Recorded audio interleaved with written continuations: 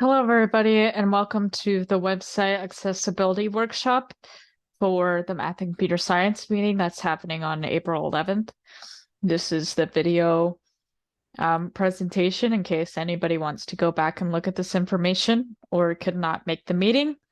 So there have been a few changes to make this YouTube friendly, including making sure I don't go too long. So I'm starting my stopwatch now. So why is this important? No matter what kind of work you do, the basis of accessibility is in understanding that every user is different. And that comes from Marco Zihi's paper on software accessibility. So no matter where you end up job-wise, keeping all users in mind is what's needed to have a truly accessible website. And that responsibility lies on the engineers, not the disabled community, to be able to use your website. You should go ahead and implement these standards, not only to be inclusive, but also to make sure you're not liable for having an inaccessible website, which we'll get into. So we're going to talk about the history of accessibility, overview of disabilities, assistive technology, and accessibility standards. So how were these standards introduced? Well, it all started with Section 504 of the Rehabilitation Act of 1973, but there were no regulations from 1973 to 1977. So on April 5th, 1977, there was a 25-day sit-in at the San Francisco Health, Education, and Welfare Building, because that's where the president was not signing these regulations, but they were eventually signed on April 28th. And then in 1998, Congress amended the act to make all federal agencies, which is any agency that gets federal funding in any way, to make their technology accessible with the 508. So the U.S. Access Board added the final rule on January 18th, 2017, in response to market trends and technology innovations. So they adapted the 508 to be in line with the Web Content Accessibility Guidelines, which is what I'm going to be talking about today. So these international standards are essentially the same as the 508 now. And the most recent update was in 2021, which I personally found surprising that this is still an ongoing issue. And now the FAR requires updating technology to the revised standards. And then let's talk about the ADA. So the American with Disabilities Act of 1990 prohibited discrimination in employment, government services, places of public accommodation by private entities, telecommunications, and more. And the web was introduced in 1994, but this bill was made before that. So from 2017 to 2020, more than 8,000 digital accessibility lawsuits were filed for federal courts. So this is even just privately owned businesses are being sued because their website is not accessible to users. But now the American Bar Association gets 10,000 lawsuits every year, which makes up a fifth of the Title III lawsuits. And currently, the Department of Justice offers guidance on these instead of the U.S. Access Board, who made the 508. So that's why the Online Accessibility Act was introduced. It hasn't made any progress so far. It's just been introduced. So if you feel so compelled after learning this information, feel free to call on your representative to hopefully introduce this more into Congress. So let's talk about disabilities and how that affects use of technology. So we're going to be looking at visually impaired people, hearing impaired people, cognitive and physical disabilities. And I'll be talking about some of the technology that they use. So the first one is screen readers. And this is a software that will read portions of the screen given instructions or just how it's laid out in the HTML. And then this will be either outputted on an audio device or a Braille output. And the content must have features to where it like starts and stops. And also if you have images or tables, that's where some of the downfalls of a screen reader is. So being really careful to add features to that content will improve the use of screen readers. And it has many uses, not just for the visually impaired community, such as somebody that wants to use your website but needs to like limit eye strain for any reason.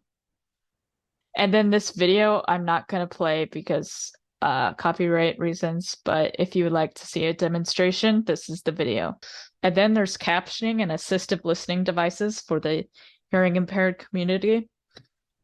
So whenever you have a video portion, make sure it has subtitles and not subtitles, captioning. Captioning is a little bit different than subtitles because it includes things other than what's being said, such as, music playing or person coughing.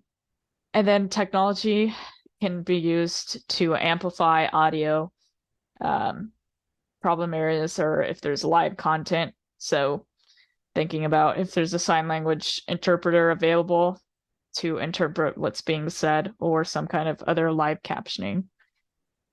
And then here's another video. Input assistance. So this is different ways that users will input to either, not always a keyboard, sometimes it's a single switch, sometimes they use a sip and puff switch, which will interpret their breath and interpret that as their input. And there's also adaptive keyboards that help people with limited fine motor control so that less precise movement is needed. And one way that you can keep this in mind is users that have to use these devices might face fatigue for prolonged usage. So if the less amount of input that they need, the better to get what your content is trying to do. And a lot of the standards include keeping this type of technology in mind. And then here's another video that introduces the sip and puff machine. Resources at Drury, we have accessibility and disability services available. And Dr. Slater just hopes that in the future there's more knowledge and understanding for the disabled community. So accessibility standards, what actually makes your website accessible? So the WCAG operates on the POUR principles, which is perceivable, operable, understandable, and robust. And some of these standards including text alternatives to non-text elements, alternatives for time-based media, adaptability, so can it be represented in different ways, not just text, but possibly audio, distinguishable, having enough contrast that you could see between the foreground and the background, and that includes with audio as well. Operable, all functionality is available via the keyboard. So if your pages only navigate on mouse input, then that's not accessible, and you need to have an alternate way that they can navigate through your links. Provide enough time for users to read and use content. Do not design content in any way that is known to cause seizures or physical reactions. Your pages are navigable and users know where they are, so possibly leaving some type of breadcrumb trail that they can go back to where they were from. And then easy for users to input beyond just the keyboard. Understandable, so text is readable and understandable, and the guideline actually states the level of reading that you should include, so that users of even just young users will be able to understand your website. Your pages appear in predictable ways. So if they hit like a home button, it should take them home. Input assistants help users avoid incorrect mistakes. So that could be like checking for if their confirmation password is the same as their original password as soon as it is not the same. And then just confirming with the user that they meant to hit submit. And if they didn't, provide a way that they can correct errors. And then robust, just over time, making sure that your software keeps up with the current technology and also the current technology to make sure that everybody can use your content. And that might seem like a lot, but there are resources available. There's a website called Accessibility Checker that will take a URL as input, and it will actually check for you if it's accessible or not, and then provide ways that you can make it more accessible. But that does require it to already be hosted because it needs a URL. But if you want to go ahead and start implementing while you're developing, then the guideline is available. And it in itself is a good example of a accessible website. So on the left, this helps with navigable because you can see where it is, it operates in ways that you would expect. And I'm hitting the keyboard right now, not my mouse. So you're able to, use this via the keyboard, not just the mouse. And then like this is an image and there's an alt tag here. So any website that is talking about website accessibility will likely have these features already in their website. So if you want to learn from other websites, then that's a good place to start.